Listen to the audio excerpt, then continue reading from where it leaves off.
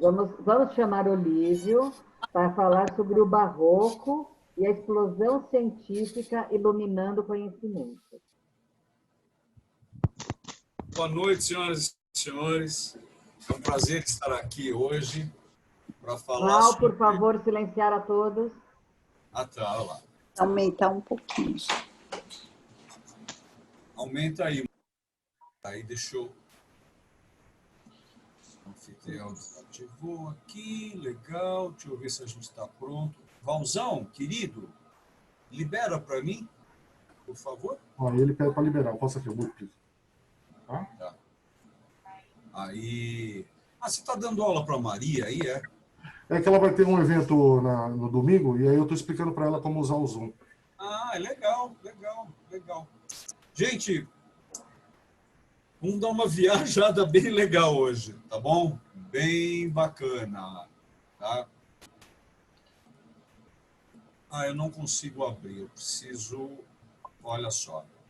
Tá vendo, Maria? Se no teu sistema não está todo aberto, você não consegue abrir ele dentro do sistema. Então, você precisa abrir ele dentro do sistema. Anitta, seja bem-vinda. Vocês devem estar vendo bem grandão agora, correto, turma? Sônia, faz um positivo para mim. Você está vendo grande? Está vendo a uva? Está vendo? Está lá. Estou vendo a arte como referência. O Boris está chateado, ele está olhando para baixo lá, está triste. Vamos embora. Bem, arte como referência. Vamos lá. Só para fazer uma passagem para nós, olha que interessante. Legal, né? Ele não movimenta assim. Ai, que chato.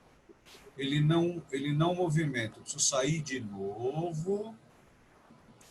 São sistemas que a gente tem.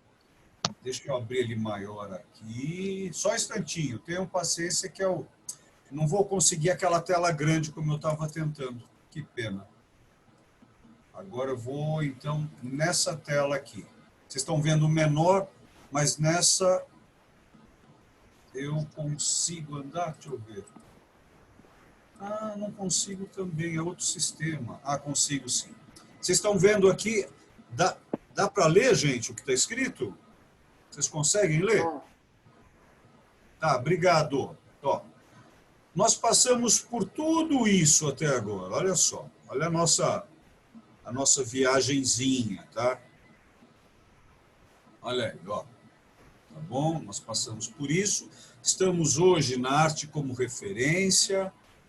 Nós já passamos por vários portais. Eu não estou passando todos os slides, senão vocês me matam também. Mas eu quero passar alguns por causa da aula de hoje, eu quero que seja importante. Forderray, você lembra desse slide? Você estava no dia desse slide?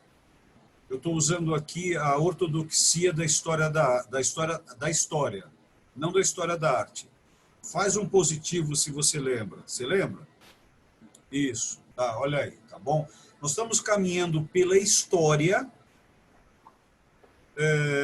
com esses dados numéricos, datações cronológicas, porém, navegamos como referência dentro da história da arte e damos saltos um pouquinho na música.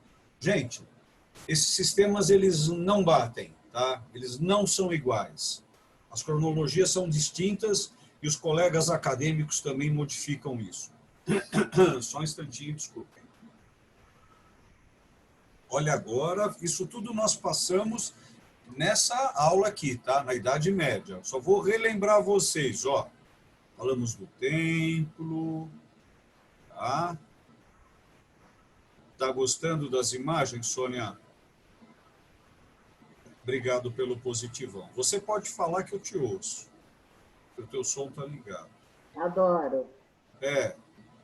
Olha que legal. Hoje vai ser bem interessante. Ó. Um dia eu quero falar para vocês só sobre as cruzadas e os templários. Isso é bem legal. Por isso que a gente vai entrar na arte como referência 3, onde a gente vai objetivar mesmo. Tá? Isso, bem legal, essa divisão. Olha, a aula passada, tá? O Renascer, o chamado para o conhecimento. Tá? Esse aqui eu acabei de fazer um texto, preparei um texto para a USP, sobre desse arquiteto do século II a.C., Petrúvio. É bem interessante, e aqui ele está muito mais exposto como um trabalho alquímico de Leonardo da Vinci. Isso é bem bonito. Um dia nós vamos falar sobre isso também. Isso foi o que nós falamos a semana passada. Olha, o Boris, olha aí, ó, o Nicolau Maquiavel, tá? Ele aqui. Foi 1513 que ele lançou, né? O Príncipe. Aqui nós vamos entrar na pequena caverna, Capela Sistina, e chegando ao finalmente agora a aula de hoje, tá? Hoje, pessoal, a gente vai entrar num assunto, é um período curto barroco, tá? Basicamente, você pode falar até, se quiser, que é somente do século XVII. Porém, como tudo, né? Teoria matemática da complexidade. As coisas não fecham e não podem fechar. Essa é a alegria do viver, tá? Claro que quando a gente paga uma conta, a gente quer receber a luz, quer receber a água, né? E se a gente não pagar, eles vão cortar. Geralmente é assim. Mas só que nos estudos e na própria vida, a gente precisa ter uma tolerância, uma paciência com a questão do errat, do número 1, do errar, né? Porque as coisas elas não podem fechar. Se a gente fechar e deixar a lógica agir o tempo todo, não há oportunidade de criação. E o barroco, ele vai nos revelar bastante isso, tá? Eu vou dar uma caminhada bastante grande agora dentro da arte, da história da arte como referência, bastante dentro da história da arte hoje, bastante, tá? E no final a gente vai dar um pulinho na nossa linha judaica, tá bom? Para a gente respirar um pouquinho esse mês que nós estamos passando e a semana passada e domingo, principalmente, né? O barroco, a explosão científica iluminando o conhecimento. Não está iluminando a sabedoria, está iluminando o conhecimento, hein? Bom, vamos lá. Barroco, tá? Uma pena que o sistema que eu estou usando aqui, essa palavra que está embaixo, que é racionalismo, ela não deveria aparecer. Deixa eu tentar mais uma vez no outro sistema, vai. Preparei com tanto carinho para vocês do outro jeito. Deixa eu ver se eu consigo. Ah, consigo! Então, pera, dá sim, que legal. Então, deixa eu passar rapidinho. Ó, consigo. Agora vai ficar bem maior. Ó, que bom. Sempre aprendendo, né, gente? A gente acha que sabe um pouquinho, mas a gente sabe menos ainda do que esse pouquinho. Pronto. Desculpe estar repetindo tudo que vocês já viram, tá? Só que aí tem essas técnicazinhas que a gente gosta de brincar, né? Para fazer um esfumato aparecendo aqui agora, chegando no final. E cá estamos nós. Vamos lá. Olha, tá vendo que o racionalismo não apareceu. Então, agora nós estamos entrando propriamente hoje na aula do barroco. Essa é uma palavra, Boris, olha só que interessante. Nós estamos falando aqui em brasileiro, de origem portuguesa. Mas eu nasci aqui, então, portanto, eu sou um brasileiro falando brasileiro com base, tá, de um idioma, de uma linguística que surgiu há 850 anos atrás, porém, a minha gramática, ela é brasileira. Então, essa palavra barroco, aqui para nós, ela quer dizer o que, barroco? Um estilo de arte. Simples assim. Se nós estamos em Portugal, a origem da palavra barroco, ela vem de berruga, que dá origem exatamente àquilo que a gente não gosta de ter no rosto. Que é o quê? Verruga. Tá? É a origem em português. Tá? Então, para nós aqui, a gramática, o dicionário, o Oasis, o Aurélio, vai estar lá um estilo de. Tá?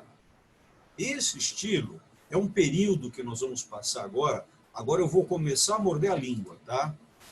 Racionalismo, racionalista. Lembrando que nós bebemos de toda uma fonte de conhecimento desculpem, dentro das nossas possibilidades, tá? Porque nós temos pouco tempo, né, para compreender tudo isso. Então, o Renascimento, ele traz para nós coisas que são bastante importantes, tá? Mas agora, as coisas importantes que traz para nós, né, é algo aonde ele cria o homem renascentista. E o que é o homem renascentista, né? Ele é aquele que pode fazer tudo, que quer tudo, que tem toda essa potencialidade. Porém, ele não lida com a razão.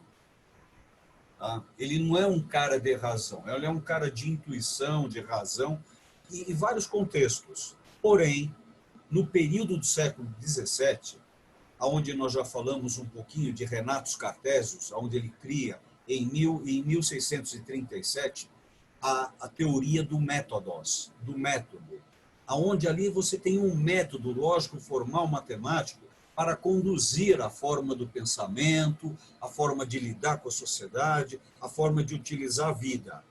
Porém, a palavra barroco, que vem do português, berruga, que dá origem, da sua origem, ela vem do espanhol, tá? Que quer dizer o quê?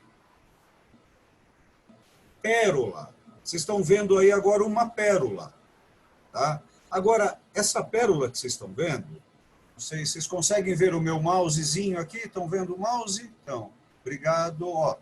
Só que essa pérola, ela veio numa forma de um tronco. Estão vendo aqui o tronco do cara? Ó, o rostinho dele, as mãozinhas. Isso uma joia, falando simplesmente, se minha mãe me ouvisse falar assim, é uma joia, tá? Aonde essa pérola, ela não é o colar de pérolas que vocês têm. Não é aquela pérola redondinha. E lembrando que a pérola é um abscesso dentro de uma ostra. É algo que mata a ostra, que prejudica a ostra. Tá? Essa é a origem interessante. Por isso que nós vimos até um trabalho de Botticelli a semana passada, onde a Vênus ela sai de dentro de uma shell, de dentro de uma ostra, né? Então tem todo um simbolismo ali. Então, o que quer dizer o barroco? O barroco é uma ostra não redonda. Ela tem bicos, ela tem defeitos. Então, isso é o barroco. Barroco é uma arte. Que letra eu daria para o barroco? O S. A forma de S. Tá? Vejam só. Nós estamos pegando aqui em Veneza, tá? Olívio, peraí. Oi, querido. É uma ostra ou é uma pérola? O barroco, ele é algo que nasce dentro de uma ostra. Algo que nasce dentro da ostra, não uma ostra. Não, eu falei ostra agora? Alô? Isso. É a pérola. Olha só. Então, o que nasce dentro de uma ostra é uma pérola. Mas essa pérola, geralmente, qual de vocês não está vendo na mente de vocês, tá? Olha só, uma pérola redonda. Qual de vocês? Alguém está vendo uma pérola não redonda? Fala para mim se alguém está vendo. Dentro de vocês. Estão vendo? Então, a gente tem um padrão. Então, quando eu falo algo que nasceu dentro de uma ostra, é um tipo de concentração cálcica que não é redondinha, bonitinha. Então, a palavra barroco quer dizer uma pérola não redonda. Uma pérola, por isso que eu usei este exemplo. Entendeu, Boris? É uma pérola com trinco, com filetes, quebrada. Isso é o barroco. É uma pedra não polida, não redondinha, não bem feita. Por isso que eu estou usando agora a letra S, que vocês vão ver muitos trabalhos assim. Ok, Boris? Pegou, queridão? Tá bom. Aqui nós estamos em Veneza, tá? Essa é uma obra que ela é uma obra Se diz tipicamente barroca porque ela, basicamente, foi construída durante o período barroco. Tá. Veja o que interessante. O barroco, ele tem a forma de S. Eu vejo alguns S's nessa obra, mas, para mim, ela não é tipicamente. Até hoje eu não vi algo que é tipicamente barroco na escultura, nas catedrais, na arquitetura, tanto quanto na pintura. Vocês vão ver que é de espantar o barroco. Tá? Pois bem, aqui está mais ou menos uns 40 quilômetros de onde eu casei. Eu casei em El Cebreiro, no 10º ponto do caminho de Santiago de Compostela, num templo edificado em 816. Aqui, portanto, é a Catedral de Compostela. Tá? Compostela, Campo Estelar. Tá? O que é? Meu casamento foi sensacional, gente. Eu casei com um graal que deu origem aos anéis de Libelungo, eu casei de preto, aí ele casou de vinho. Era um casamento para durar a vida toda, durou 5 anos. Mas foi muito bom que me deu a Rafaela, tá? Mas a vida ela é assim. Então, essa igreja... Opa, tem um somzão aí explodindo. Alguém que entrou com o som ligado. Obrigado, Val. Dá uma olhada aí. Manda foto do teu casamento. Ah, Anitta, o pior que eu tenho, eu passei em Toledo e depois eu fui fumar cigarro em Amsterdã, tá? Mas foi legal, foi legal. Isso está sendo gravado, isso? Então, A próxima aula você traz. ficou com a Ingrid, eu não tenho nada. Posso falar com ela, Anitinha? Então, foi legal, sim. Foi interessante, foi bem místico, era o que a gente queria. O nome dela é Ingrid por causa da Ingrid Bergman. A minha sogra, a Carmen, adorava essa artista. Então, aqui nós temos uma igreja, né? E essa igreja de Compostela, na cidade de Compostela, portanto, né? Nós temos aí tem toda uma história muito legal. Isso um dia a gente fala sobre ela e falamos sobre São Tiago. Tiago de Compostela, Tiago Jacó, ou Yancalé, Jacozinho, né? Tem toda uma mística aí dentro, que é bem legal, né? Ele estava sentado do lado esquerdo de Jesus. Tem todo um mistério ainda, que o outro lado era João. Aí também a gente vai falar um dia sobre isso ainda. Agora, aqui, ela é tida como uma igreja. Ela não é catedral, mesmo sendo grande, porque ela não tem a cátedra do Papa. Não tem cátedra, cadeira. Então, ela não é catedral. Tá? Ela é uma igreja de Compostela e ela é do estilo barroco, porque foi construída no período do século XVIII. Mas, Olívio, o barroco você falou que 17? Pois é, começo a morder a língua. Essa, sim, foi construída no século XVII. Essa, no século XVIII, ela terminou. Foram mais ou menos 16 anos de construção. Tá? Mas ela é barroca porque o estilo barroco está nela, e o estilo barroco, ele teve o alto barroco. Pois bem, isso é tipicamente barroco. Isso o quê? Esse é um trabalho, nós estamos vendo uma escultura, olha esses raios. Isso aqui é coisa de Brasil, tá vendo, gente? É o quinto dos infernos, né? Porque para onde ia, né?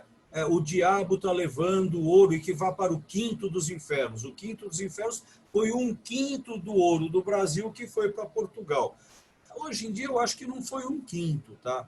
Eu acho que foi pelo menos 1/3. Foi para Portugal, tanto que do século 17, 18, a Europa quebrou de tanto ouro brasileiro, quebrou, gente. Igual o crash de 1929, só que foi por excesso. A Rússia tem a maior quantidade de diamantes do mundo. Por que eles não lotam o mercado? Porque não pode. Porque existe a oferta, né, de procura, né? Tem que ter isso. Então, esse ouro são as irradiações solares de Deus.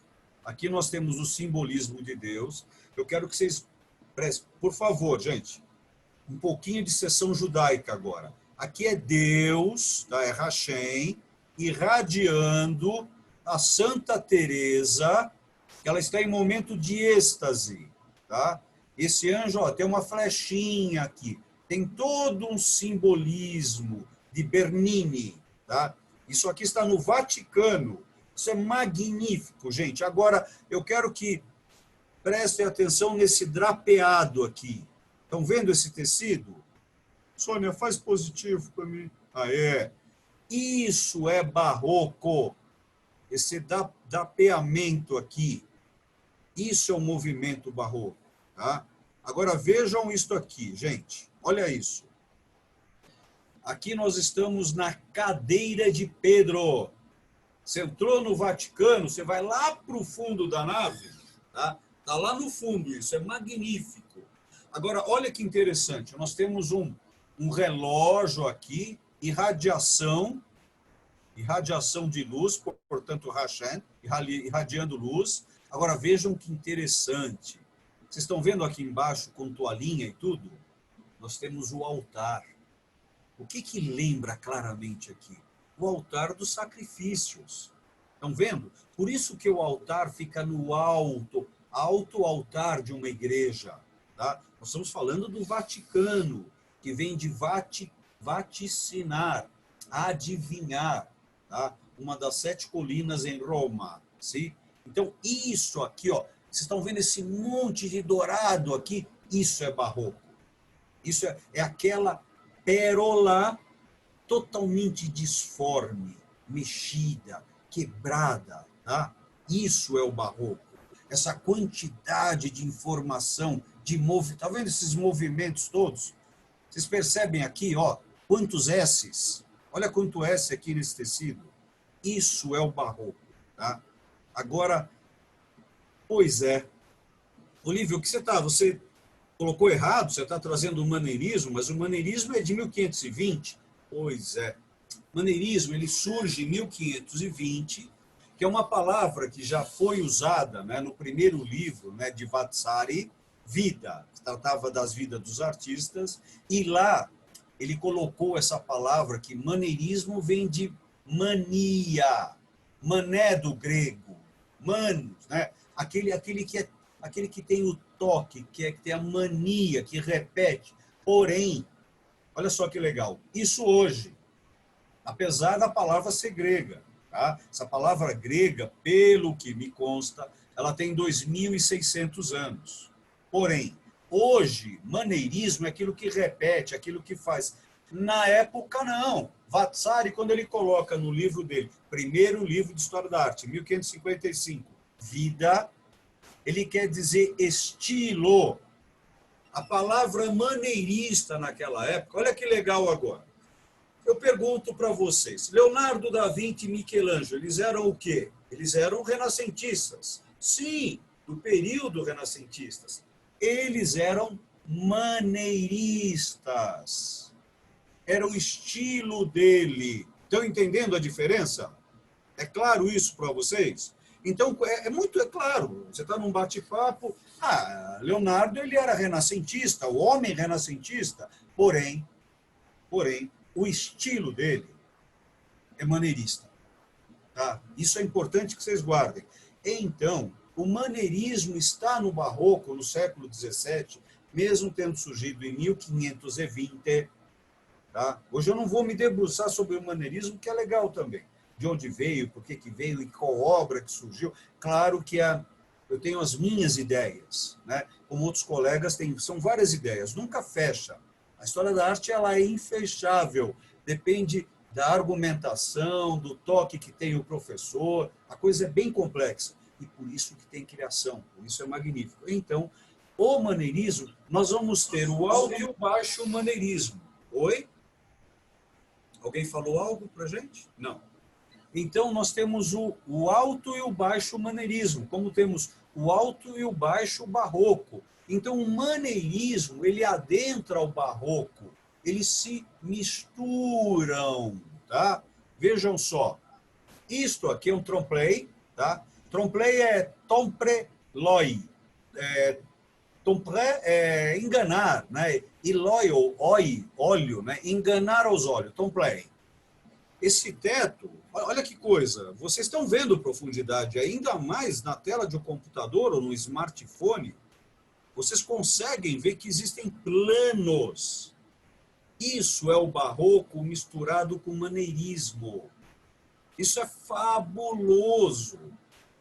Sabe, você imagina, quando você vê uma obra, quer ver os artistas pintores aqui presentes, quanto vocês andam para pintar uma obra? Como assim andam? Você pinta, dá 1 ou 2, 3 passos para trás. Depois vai para frente e, desculpem, pinta de novo. Quantos quilômetros vocês andam para pintar uma tela? Imagina quantos andaimes o carinha andou aqui para fazer essa tela. Então, o pintor ele anda muito, que ele precisa desfocar a visão. Ele precisa quebrar essa visão nossa de 3.000 a 7.000 angstroms. Tá? O mínimo que a gente consegue ver com nossos olhos é 1 centímetro. Então, ele não consegue. Então, tem que andar muito para ver a ilusão, talvez idiótica, né, que ele queira fazer, ou talvez uma ilusão óptica, né? Por que óptica e não ótica? Ótica vem de otorrino, tá? Então, quando a gente fala realmente de visão, é óptica do grego, tá? E lá vamos nós, ó. Aí, como o Olívio é chato e gosta de complicar, certo, Mordecai? Lá vou eu complicar mais a história. Então, para de... Essa risada cínica tua, gostei, tá bom.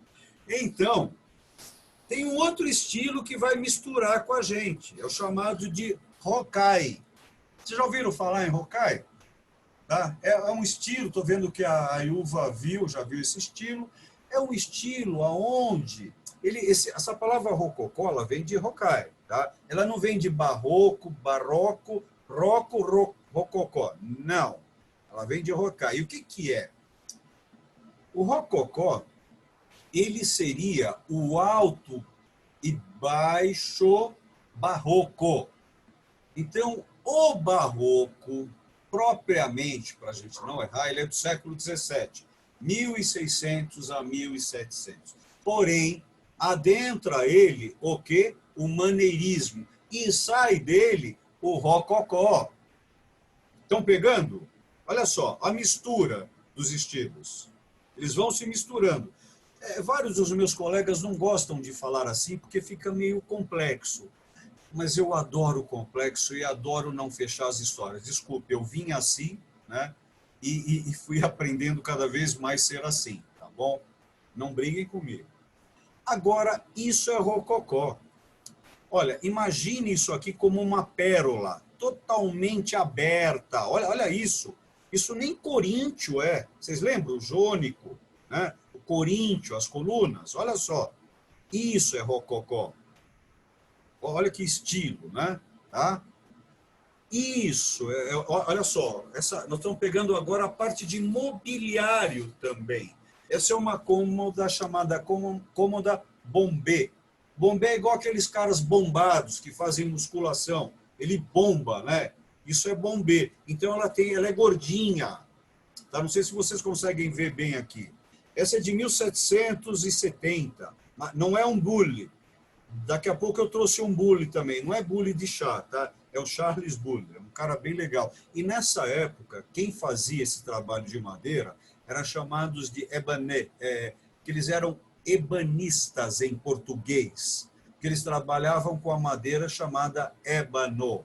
Tá? Então, o marcheteiro era um ebanista. Tá? Isso é rococó. Isso não é barroco, isso é demais. Eu, pessoalmente, gosto. Não teria hoje em casa. Né?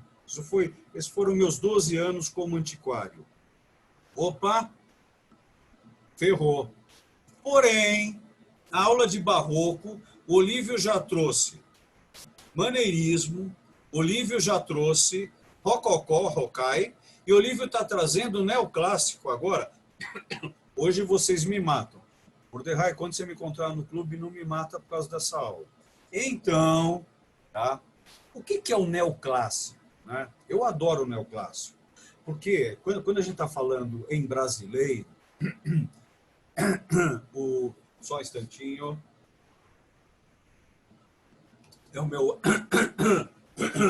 meu ar-condicionado. O neoclássico, ele vem do quê? Das classes. Como classe, né? O que você fala de neoclássico? Vem das classes de aula.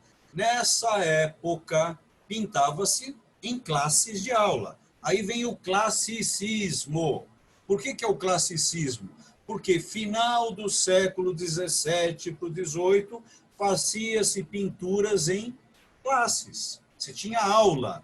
Por isso que a gente vai explodir na aula que vem, onde a gente vai ver o l'impression, o impressionismo, expressionismo, pós-impressionismo, vorticismo, raionismo. Tá? Então, o neoclássico ele começa a existir porque em 1748, briguem comigo, ainda é barroco. Porque o barroco ele foi quase até a Revolução Francesa, 1789. Vocês estão adorando anotar e usar borracha aí, né? Porque é assim. Tá? Agora, quer falar do barroco? É século XVII. Só que tem o antes, tem o depois para ele existir. E ele precisa brigar com alguém. Todos os estilos, eles pisam em cima de outros para serem pisados depois. Lembra? Para você pegar o cargo do chefe, você precisa ser melhor que o chefe. É assim que funciona. Né? Então, o neoclássico existe, ele explode em 1746, 47, 48, 49. Por quê? Se descobriu Herculano e Pompeia. Lembram dessas cidadezinhas? Aí vem o neoclássico. A Sônia já levou vários grupos para lá. Eu fui com ela nos anos 50. Foi muito legal. Foi legal essa dos anos 50 ou não? Tá bom. Não foi, né? Tá bom. Então, olha que legal, gente. O neoclássico é esse movimento que também se mistura. Tá? E aí, o Olívio quer ferrar a gente. Ele vai falar que esse período... Lembram que nós começamos o barroco, que apareceu que palavrinha lá embaixo do barroco? Que é raciocínio, racional, período racionalista. E aqui nós estamos no período entrando, tá? Olha só, nós temos o barroco, maneirista barroco, barroco rococó, aí explode o classicismo no começo do 18, tá? Olha só, classicismo no começo do 18, aí vem o neoclássico, que é parecido com o renascer, renascimento. O que o renascimento trouxe? Grego-romano. O que o neoclássico trouxe? Opa, Herculano e Pompeia, romano, tá vendo? Olha só. E aí, para ferrar a gente, o românico, ele vai quebrar o racional. Cansamos do racional. Então, quebra-se o barroco com o romântico. Que será quebrado depois? Olha lá para baixo, todo mundo olhando para baixo, com o realismo, que nós vamos falar na aula que vem, que é a origem do realismo que vai contra o romântico, que é a fotografia. Estão entendendo as brigas, a história? Ó, e aí, se preparem, que agora vem o show de cores. Olha só. Sônia, você ainda está aí, Sônia? Se prepara agora, hein? Olha só. Aqui nós temos um trabalho de Merizzi. Ele é conhecido como Michelangelo Caravaggio. Ele é um pintor tido como tenebroso. Essa palavra. Por quê? Olha o escuro. Quanto mais escuridão, vamos falar do Bereshit, tá? E das trevas, desculpe, eu errei. Da treva surgiu a luz. É o que acontece. É o Gênesis. Então, primeiro não veio a luz. Primeiro veio a treva. Depois viraram trevas. Aí é uma outra conversa, tá? Então, o que nós temos aqui em Merizzi? Nós temos o fundo escuro. E aí, o que esse cara faz? Explode em luz. Agora, vocês estão vendo qual que é o formato da letra de Jesus, o Cristo? É um T? É um O? É um H? É um S. É um S deitado. Esse é o formato do barroco. Agora, vejam isso. Olhem essa luz. Essa luz adentrando esse recinto de Caravaggio. Olha a magnitude desse trabalho. Olha isso. Esse não é um quadro muito caro. Esse quadro está em museu. Tá? Ele deve valer em torno de uns 12 a 14 milhões de dólares. Tá? Não é um dos grandes trabalhos. Opa! E aí nós vamos dar um pulinho agora para Espanha. Velázquez, também barroco. Tá? Agora, olha que interessante. Essa é uma obra que Velázquez é esse carinha de bigodinho aqui, ó. igual o Mauriti. O Mauriti está parecido com ele hoje, de bigodinho. Não está, Mauriti? Tá? Agora, essa obra, ele está olhando para nós. Mentira, ele não está olhando para nós. Tá? Ele está olhando para esses dois, os reis aqui. Estão vendo? O rei e a rainha no espelho lá no fundo. Quem bancou essa obra? O contador, que está aqui no fundo. Aqui, essa obra é chamada de... É muito estranho, né? Eu chamaria... Bem, mas vamos lá. O nome dela é Las Meninas. Eu acho que em espanhol a gente não fala menina, né? Mas ele deu o título de Las Meninas. E isso são as histórias sobre histórias da obra de arte. Esse cara, Velázquez, ele terminou, entregou a obra, 5 anos depois, ele ganhou a Cruz Roja. Aí ele voltou a pintar essa obra e fez a cruzinha roxa aqui no peito dele. Vocês estão vendo? Isso é o artista, gente. Agora, essa obra que vocês estão vendo aqui de costa, é essa obra que nós estamos vendo. Olha que interessante esse trabalho. Olha essa perspectiva mental da criação dele. Isso é muito interessante, né?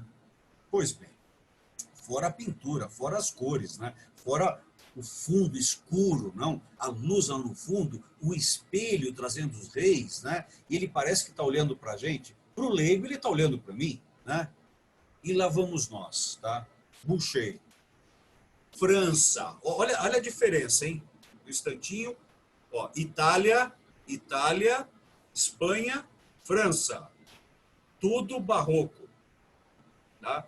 Claro que eu poderia entrar na questão da arquitetura de vários países, né? Coisa bem complexa. No final da Pinturas vai ter uma surpresinha para vocês.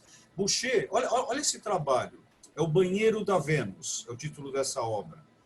Olha o formato, olha os detalhes, a quantidade, a luz explodindo. Não é um trabalho mais tenebroso, assim, francês. Lembrando que francês, nesse período, nós temos o quê? A edificação de Versailles. Nós vamos ver daqui a pouco um jardim de Versailles. Tá? Opa, tá? E aqui nós vamos a um artista que eu gosto muito, também francês, Nicolas Poussin. Poussin é chamado de o artista filósofo. Olha a quantidade de informação. Eu não consigo dar uma aula de 2 horas para terminar sobre essa obra. Eu não consigo. Já fiz isso, não consegui. É um trabalho, acho que foram 62 slides, estudando cada detalhe e a quantidade de informações que nós temos. Ele estudou muito, ele se debruçou muito, acho que eu falei na aula passada para vocês, o segredo da Arcádia, de uma cidade suméria, tá? Babilônia, tudo Mesopotâmia. Ele tem um conhecimento profundíssimo de todos esses detalhes. Tá? E aqui nós vamos dar um pulinho nos Países Baixos, que estão quase se transformando ou em Flandres ou na Holanda. Johannes Vermeer. Olha que magnífico. Eu quero que vocês vejam o detalhe desse tecido aqui. Ó. Olha essa qualidade. Isso é fabuloso. Olha esse trabalho, olha o piso. Não? Olha a luz entrando. Tá? E nós estamos aqui lá em cima. Nós estamos na Holanda hoje. Olha que trabalho magnífico. Não? E aqui, né? Olha que interessante, nós estamos num trabalho chamado de Cusquenho. Eu cheguei a vender Cusquenho por $55 mil. Tá? Quanto vale um Cusquenho hoje? Não briguem comigo quem tiver Cusquenho. 3 mil, 4 mil, 5 mil reais. Isso aqui é um Cusquenho que é tido como do período barroco aqui no Peru. Tá? É uma obra que está aqui no Peru. Também é considerado barroco. Pois bem, nós estamos dando um pulinho agora, saímos do bidimensional, estamos indo para o tridimensional. Vejam o movimento, né? Um certo S, ó. Olha a obra aqui, ó. Estão vendo? Ó. Esse é o movimento que a gente tem nesse tipo de obra. pois bem, Bellini. Tá? Aqui nós temos um bulle, ele já não é chamado, ele já não tem aquela gordurinha, não é uma cômoda bombê, tá? E nós temos aqui o Charles Bulle, tá? Essa é uma... Quanto deve valer esse bulle? Esse é do século XVIII. Hoje, talvez acho que $500 mil, uns $450 mil vale essa peça hoje. Ela é magnífica, gente. Ela é linda. Linda, não? Vamos lá. Mostrando também, vocês estão vendo esse, ó? Isso é barroco, tá vendo? Barroco com rococó, ó. A mistura, né? Pois bem. E hoje o Peter não está aqui com a gente, né? Ele tá, Boris? Não tá, né? Peter não tá com a gente, tá? E eu trouxe aqui essa pintura que não sabem quem é o pintor, tá? Mas é Antonio Vivaldi, tá? Que ele é considerado um músico barroco, tá? Porque o barroco, ele se preza pelo quê? Já se tinha, assim, instrumentos de corda na época, mas era mais importante o cravo do que o piano. O piano, olhem para mim, tá? Por gentileza. O piano, ele bate na tecla. O cravo, ele belisca. Por isso que tem um som agudo. E na época utilizava muito mais o cravo no período barroco do que o piano. O piano foi muito mais forte depois, tá? Isso nós vamos ter em Mozart, Liszt, nós vamos ter outras linhas, mas trouxe aqui no caso ele, e quem nós podemos falar também? Arcangelo Corelli, tá? Você vai ter muito cravo com ele, é muito legal esse período. Tá? E aqui, como eu estava falando, os labirintos, os jardins. Isso também é barroco, beirando ao rococó. Tá? E que depois alguns interpretam como neoclássico, mas no seu base é barroco. Pois bem, e aí nós vamos entrar numa área agora bastante interessante. Nós temos agora em Wittenberg, tá? Aonde Martinho Lutero colocou o que aqui? As 95 teses. Onde ele cria nesse momento uma revolta contra a igreja. O barroco, ele se presta para a igreja para trazer uma explosão de conhecimento favorável à igreja, porque tinha que ir contra a reforma. Então, óbvio que essa igreja, ela não é barroca, nem é rococó. Estou trazendo aqui porque aqui está lavrada nessa porta as 95 teses que fizeram o barroco também existir. Estamos entrando em política religiosa, tá? Porque a arte que nós vimos até agora, ela é uma representação da política religiosa, como nós estamos vendo. Ela é mais o quê? Ela é uma representação da forma da Bíblia de Martinho Lutero. Que ele queria dizer o quê com essa Bíblia? Assim? Ele trouxe realmente o Deus, como Deus é... Desculpe. Deus Pai, Deus Filho e Deus o Espírito Santo. Mas era sempre Deus. Jesus era Deus. Tá? Essa era a visão de Martinho Lutero e buscava a simplicidade. Né? Pois bem, tratamos aqui do século XVII, porém, século da ciência, como nós vamos ver agora, tá? Porém, que deu base que eu não falei até agora. Século XVIII é o quê? É o período iluminista, Diderot, D'Alembert, Voltaire, onde nós temos o quê? Surgem os museus, surgem as bibliotecas mais profundas, nós temos todo um conhecimento empirista. Por isso que esse é um período racionalista muito forte do século XVII, que vai explodir no século XVIII com o iluminismo, que será quebrado depois com o romantismo, ainda mais envolvendo o neoclássico, e que depois virá o realismo. Tá? Olha só, o que nós temos no século XVII? Logaritmos, sim, nós tínhamos logaritmos, já tínhamos um certo conhecimento de eletricidade, telescópio, microscópio, cálculo, Sir Isaac Newton, Gottfried von Leibniz, sim, a lei da gravitação universal, as leis de Newton, portanto, pressão atmosfera, calculadoras de Leibniz, sim?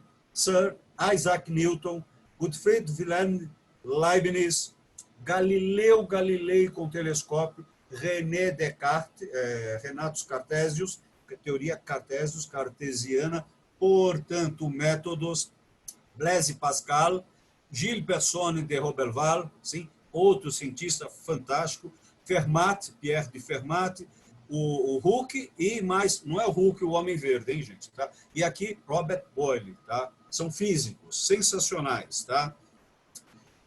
Interessante esse período que nós descobrimos a circulação do sangue, o bombardeamento cardíaco, sístole e diástole, tá? E, ao mesmo tempo, as descobertas das grandes navegações, portanto, descobrindo os mares, que surgem em 1500, mas explode no período barroco, as grandes navegações, sim? E aqui nós temos esse querido, ele é polonês, Copérnico, tá? Onde ele modifica quanto à questão do Sol enquanto centro, polonês, Copérnico, vejo aqui o seu livro, tá? Nós temos aqui Galileu, tá? De Florença, portanto, italiano, do telescópio, tá? Essas 3 obras eu desconheço, tá? Não consegui encontrar até hoje os artistas. Eles não eram tão ricos, então os artistas não eram tão importantes, né? Pois bem, e nós temos aqui Johannes Kepler, tá? Que é alemão, ok? Esses homens mexeram muito com o período da ciência no barroco, tá? E o que nós temos que explode no período barroco e no iluminismo francês, a independência dos Estados Unidos, que foi basicamente montada na França, sim, com lojas maçônicas, tá? Nas lojas, tem uma loja que eu posso falar aqui para vocês, 9 Irmãs, onde se reuniram para tratar disso, em Paris, tá? E, óbvio, a Revolução Francesa, que é do mesmo período. Pois bem, e nós? O que nós estamos fazendo nesse período? Quem nós temos de importante aqui? Duas pessoas que eu gosto muito. Um é Isaac Luria, o Ari, que é um cara sensacional, tá? Eu acho um Ravi de uma cultura extraordinária, e graças a ele que Gershon Scholem conseguiu explorar e trazer para nós, para um leigo como eu, a Kabbalah. Eu tive a possibilidade de ter esse recebimento, tá? Pois bem.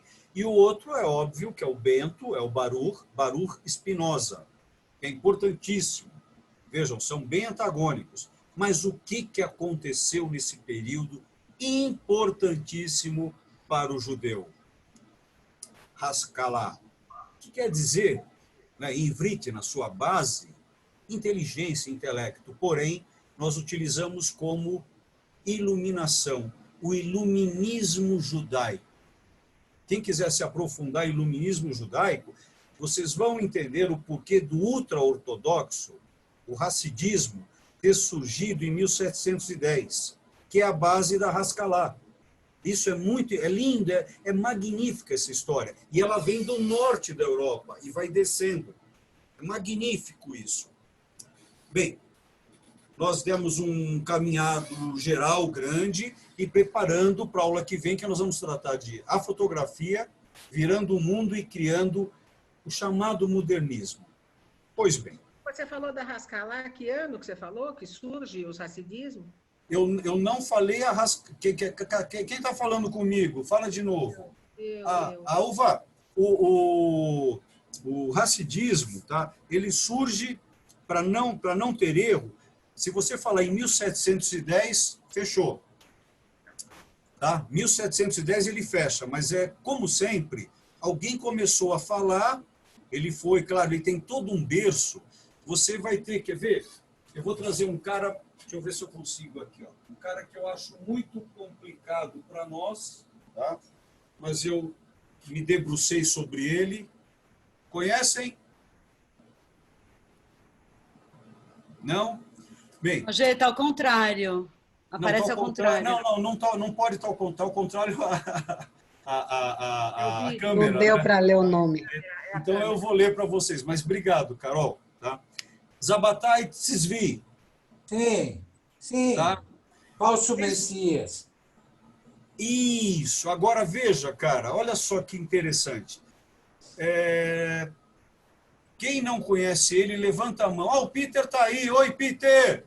Eu coloquei coloquei para você, viu? Para falar um mas pouquinho. você deixou de mim. Se eu posso Fala. aderir a alguma coisa, Sempre o cara pode. mais importante desse período foi Bach, né? Ele é importantíssimo. Mas aí eu ele teria escreveu o livro A Arte da Fuga, né? Putz, E esse Arte da Fuga até hoje é considerado um dos manuais de composição. Se você lembrar, o Bach. Fala mais. O Bach, quando ele estava ficando velho, ele foi considerado uma coisa demodê, porque os filhos dele, ele fazia música polifônica, e os filhos dele, que já estavam entrando no período clássico, entraram no monofônico. Mas mais tarde, quem redescobriu Bach foi o nosso compatriota Mendelssohn, mesmo que ele mudou de religião. Felix Mendelssohn, isso. E o Mendelssohn que redescobriu Bach e descobriu a grandeza que era toda a composição. O Bach, qualquer partitura dele pode ser usado para qualquer instrumento. Peter, ninguém está ouvindo, agora eu estou falando só para você. Eu te amo, tá? Por quê? Olha o que esse cara trouxe. Eu ia falar um palavrão, desculpem. Esse cara acabou de trazer Mendelssohn, Felix Mendelssohn. Alva, essa pergunta que você fez, tá, do iluminismo judaico de 1710, ele tem por base toda uma questão, quer ver? Mordecai, eu vou deixar um nome para você, anota aí, tá? Radais Crescas. Mordecai está ainda aí ou já foi embora? Já foi embora, tá? Radais Crescas ele não chega a ser um rabino, ele é um estudante judeu que é a primeira vez que fala sobre a questão do... Você está aí, querido? Tá? Ah, tá, não te vi, desculpa. Você conhece Radais Crescas? Não. Asdai. Olha, toda pessoa que corrige a outra tem problema de ego, hein, gente? Se eu for corrigir você, Boris, você vai ver que você vai rodar comigo. Se eu começar a te corrigir no português, cara, você vai ver o que eu vou fazer com você, não é, Jorge? Você vai ver. Então, vamos lá. Você acha que todos os judeus que nascem em Israel falam o mesmo ivrite? Tá? Você acha que o inglês... tivemos uma aula na casa da Beth Pfeffer com uma professora, tá? De onde que era, Carol? Ela era da Universidade Hebraica ou de Jerusalém? De onde que era ela? Hebraica, Universidade Hebraica, Jerusalém. Ela chegou e falou assim, Olívio, nem sei que idioma ele estava falando. Ela falou, Olívio, você sabe qual o idioma mais falado no mundo? Eu falei, não, professora, eu não sei. É o inglês errado. Tá? Então, cara, se a gente for entrar aqui em correção, a gente está perdido, hein? Ainda mais nós aqui. Agora, meu querido... Então, desculpa, não foi... Não, é que senão a gente perde um momento na correção. Tudo bem, então vai. Tá? A gente perde um momento. Você estava falando comigo. Não, mas espera, eu estou falando com você junto. Pera, eu estou falando com o Mordecai, estou falando com o Peter e estou falando com você, minha querida e linda de cabelinho curto, tá? Depois você fala o vinho que você estava tomando. Então, o que acontece? Radais Crescas, ele fala a primeira vez de espaço. Gente, a gente só vai falar de espaço. Lembra, Mordecai? A gente vai... Até Max Planck, a gente falava de éter. A palavra espaço, ela beira século XIX e XX. Aí sim, Einstein ganha o Nobel em 1905. Então, aí a gente começa a lidar com espaço plástico. Se não era éter, era duro. Então, anota esse cara para você. Radais Crescas, um judeu ferrado, ele é do século XV. Ele deu uma base de conhecimento, onde nós vamos pegar aqui um procedimento onde o Ari, o Isaac Luria... Agora, pega isso, Alva. O Isaac Luria, ele criou todo um sistema onde o Tzvi era discípulo dele. Ele bebeu tanto dessa fonte, ele se engrandeceu tanto com essa fonte, que ele, né, Boris, se qualificou como o Meshiach. Esse foi o ponto problemático.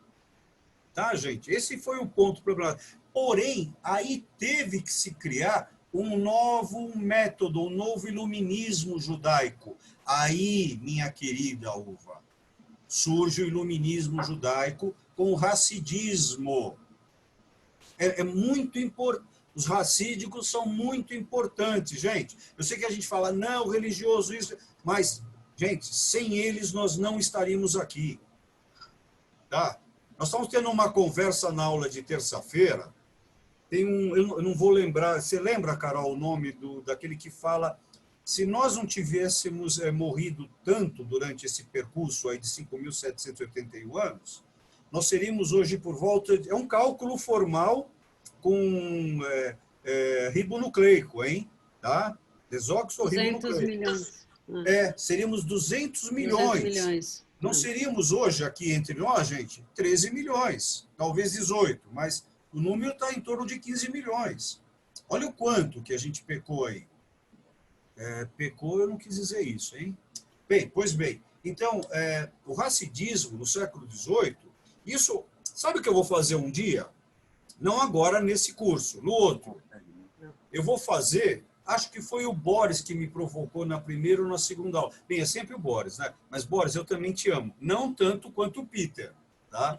Não briga com o Boris, que ele é meu amigo. Eu sei, você que ligou. Olha só, o Peter me liga um dia e fala, eu preciso te apresentar o cara, você vai gostar dele. igual o Sacha.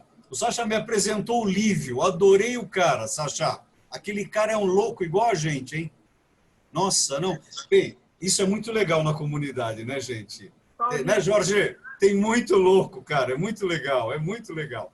Então, eu vou fazer uma coisa, eu vou trazer aqui para vocês, só que nós vamos marcar um bate-papo de 2 horas. Eu não consigo falar menos que isso. Eu vou trazer um timeline, uma linha do tempo judaica, desde Adão e Eva, em paralelo, o que dá para se falar com o mundo. Mas eu posso falar alguma coisa? Não, não pode. Fala, querido. Tá. Quando você falou de Mendelssohn, eu pensei que você ia falar de Moses Mendelssohn, que era o avô do Félix Mendelssohn. Que era o rabino. Isso eu não consegui amarrar, porque foi ele que deu a base para o Tzvi. Exatamente. Esse é o ponto. Só que aí, Peter, se eu entrar nisso um pouquinho, o pessoal já quer me matar aqui, né? Se eu entrar mais, mas isso é lindo, gente. Essas misturas das não dá ideias para eles, hein? Não dá ideias. Tá bom, tá bom. Mas a aula hoje está espetacular, hein? Quem falou? Quem está falando? Quem manda? É você. Quem manda em casa. É uma alemã falando. É que é um complexo. É que a gente tem pouco tempo, gente. Eu maravilhosa. Maravilhosa. Você é uma querida, tá? Olha, não deixa o teu marido ouvir, mas eu amo você também, tá bom? Então, tá bom.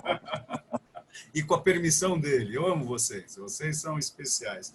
Agora, gente, a gente marca uma outra aula aonde eu vou pegar para vocês aí, fazer essa linha do tempo, tá? Mas aí a gente precisa estar junto aqui 2 horas, tá? 2 horas, tá? Aí eu vou ter que falar direto 2 horas, vocês me aguentam, e aí depois a gente... Isso tem que ser um overtempo aí, sabe? Para a gente falar sobre isso, tá bom? Bem, eu acho que eu já cheguei no meu limite. Sônia, está com você agora. Sônia foi embora. Alguém, alguma pergunta? Deixa eu ver. Tem alguma coisa escrita? Não, a Edmeia ainda tem que ir. Alguém quer colocar alguma coisa, gente? Só queria colocar uma... Adorei essa aula, adorei. Quem falou?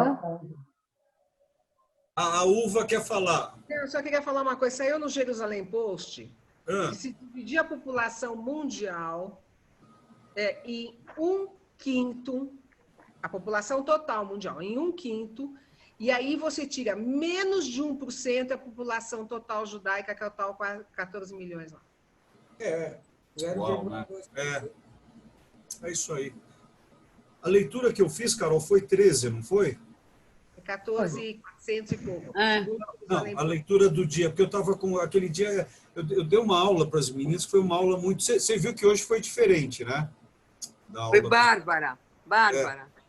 Obrigado, Anitinha. Agora, é que às vezes a gente tem mais tempo, eu estou tentando...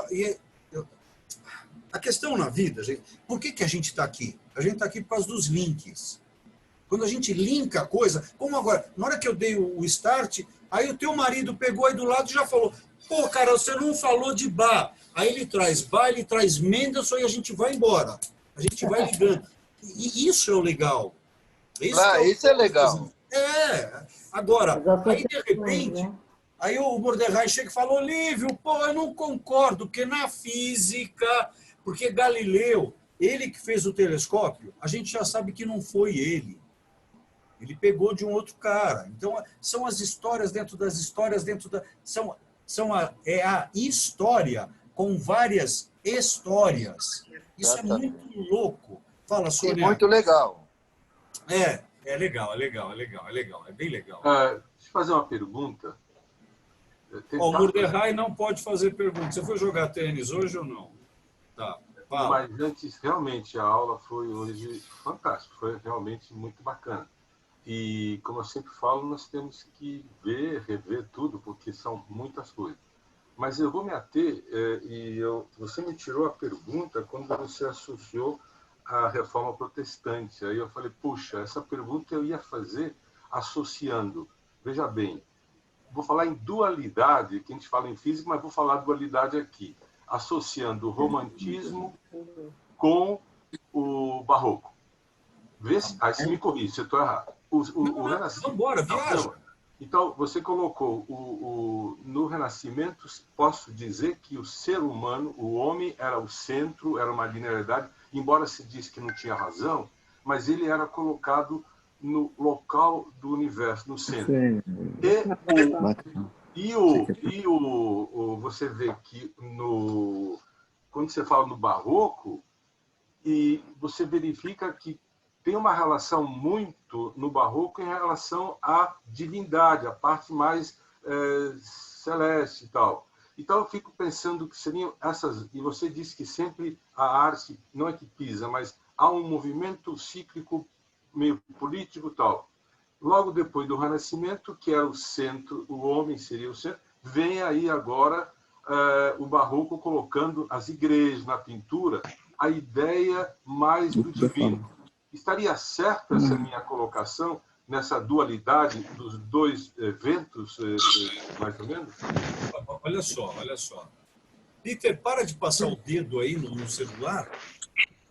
Para de passar o dedo aí. Não fui eu, foi quem manda. Então para quem manda de passar o dedo aí, que está fazendo um mau barulho aqui para nós. Aula maravilhosa. Eu passo a palavra para você. Não, Mordecai, meu querido. Sim, pode falar de dualismo, mas agora briga comigo. No mínimo. Se vocês dualidade.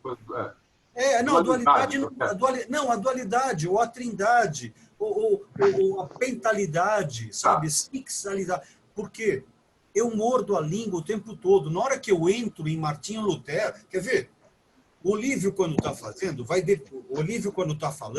vai depender de como eu levantei, como eu comi, se eu tive alguma discussão. Quando eu chego até aqui na hora do falador, enquanto eu estou falante, né, aconteceu um monte de coisa no meu back que me fez estar assim hoje. Né?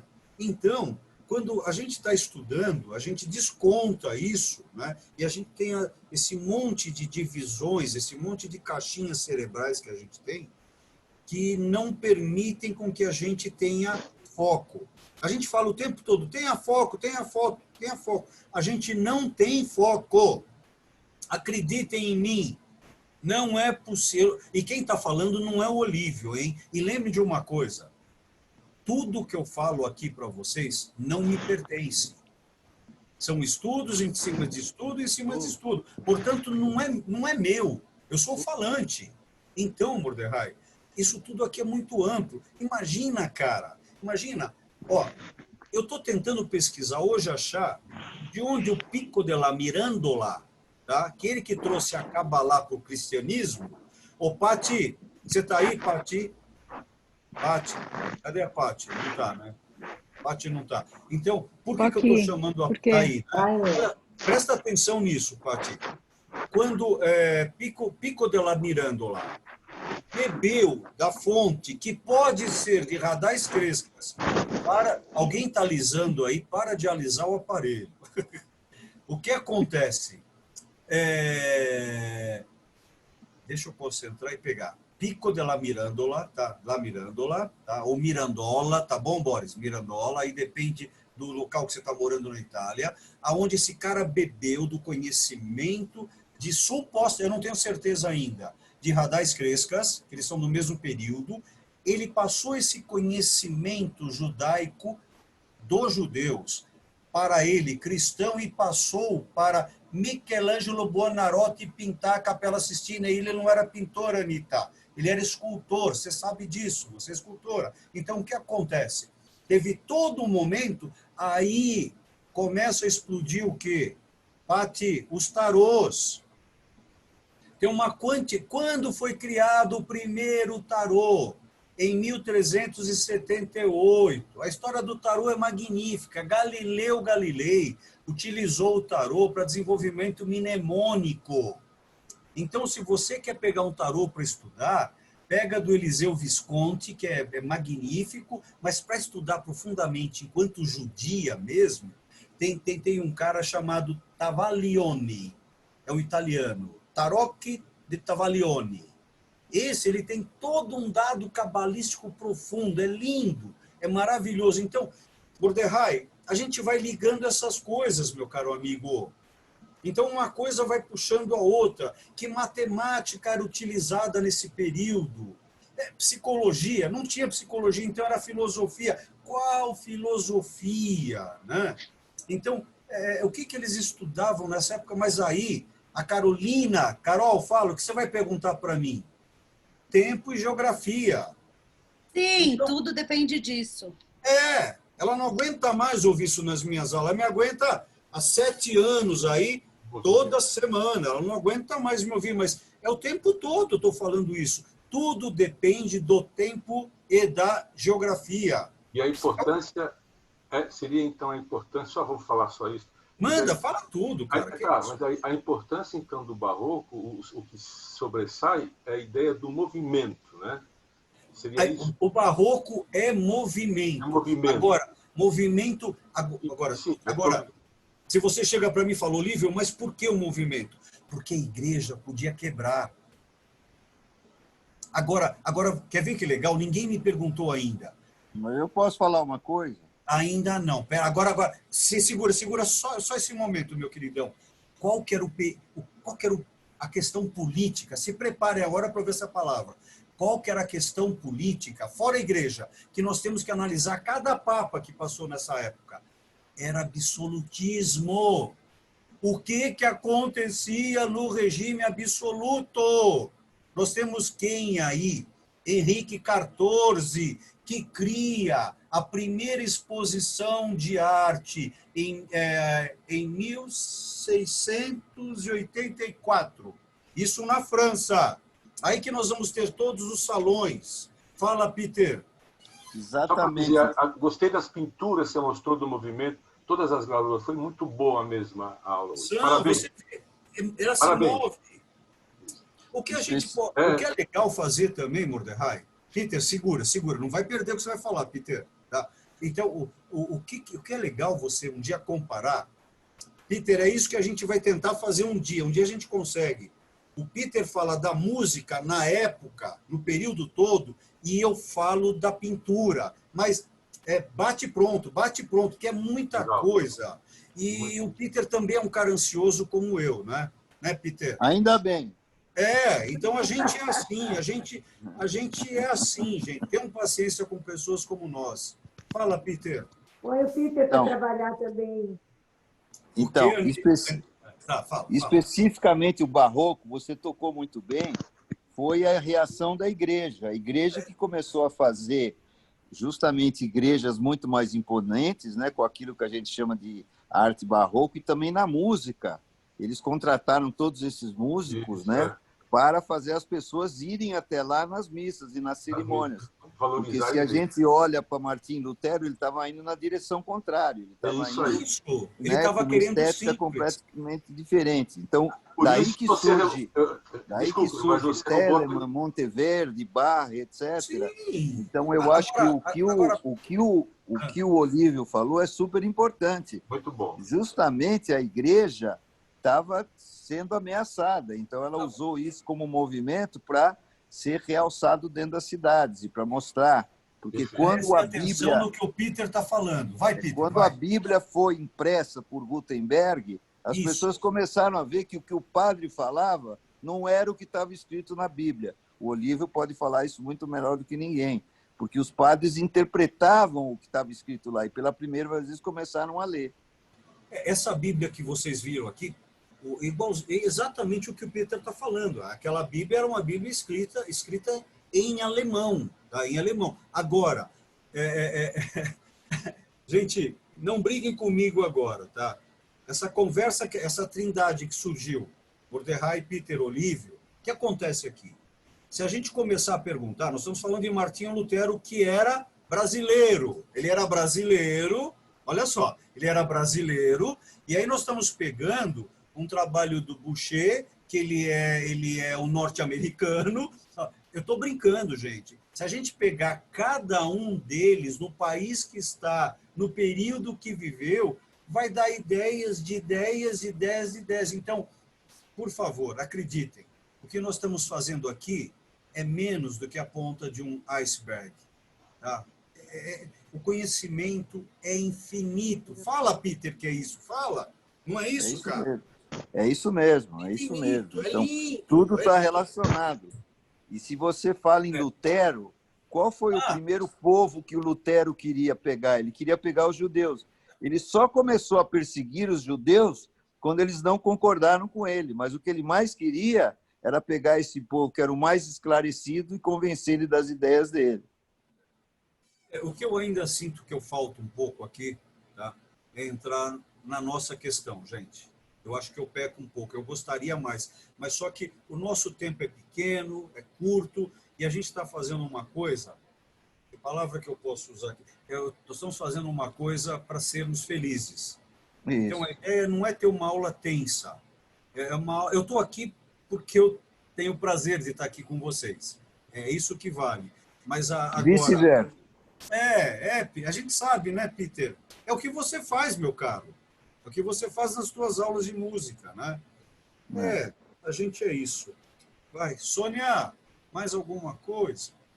Eu começo a ficar triste que tem tanta coisa legal, gente. Não, eu escrevi, porque vocês estão te elogiando, inclusive a Anitta falou que você está muito barroco hoje.